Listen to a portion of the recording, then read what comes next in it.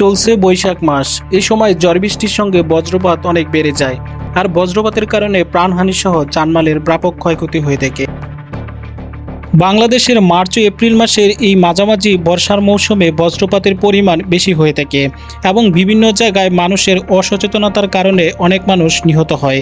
তবে একটা জিনিস ঠিক, কখন প্রাকৃতিক দুর্যোগ হয় এটা আমরা কখনোই জানি না, কিন্তু অবশ্যই আমরা নিজেদেরকে সচেতন রাখতে হবে কিভাবে এইসব বজ্রপাত থেকে রক্ষা পাওয়া যায়। বজ্রপাতের সময় নিজেকে সুরক্ষা এবং সম্ভাব্য ক্ষতি থেকে এড়িয়ে চলার জন্য বিশেষজ্ঞগণ কিছু পরামর্শ দিয়েছেন। আকাশে যখন বিজলি চমকাচ্ছে, নিজেকে সুরক্ষা করার জন্য ঘরে থাকুন। যতক্ষণ পর্যন্ত বিজলি থাকবে ততক্ষণ পর্যন্ত ঘরের দরজা জানালা বন্ধ করে ঘরে অবস্থান করুন। বজ্রপাতের সময় গাছের নিচে আশ্রয় না নেওয়া। ঝড়ের সময় কখনো যদি ঘরের বাইরে থাকা হয়, একথা মাথায় রাখতে হবে যে গাছের নিচে যাওয়া যাবে না। সাধারণত বৃষ্টিপাতের সময় গাছের নিচে আশ্রয় নেওয়াটা বেশ আরামদায়ক, কিন্তু বজ্রপাতের সময় নয়।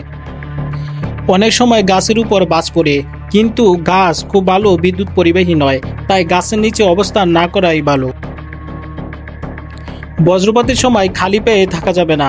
অনেকেই বাড়িতে জুতো অথবা স্যান্ডেল পরে থাকাটা পছন্দ করে না, তবে ঝড় বৃষ্টি বিশেষ করে বজ্রপাতের সময়টাতে এই অভ্যাস পাল্টে নেওয়াই ভালো, নয়তো ভূপৃষ্ঠ দিয়ে বিদ্যুৎ পরিবাহিত হওয়ার সময় শরীরের উপরও প্রভাব ফেলে।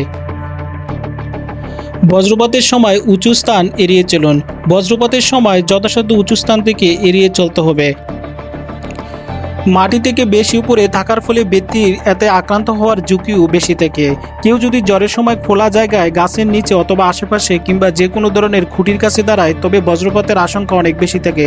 প্রকৃতির এই ভয়াবহ রূপ থেকে বাঁচতে চাইলে আমাদের অবশ্যই নিচু কোনো ভবনে অথবা ঘরে অবস্থান করাটাই সবচেয়ে ভালো।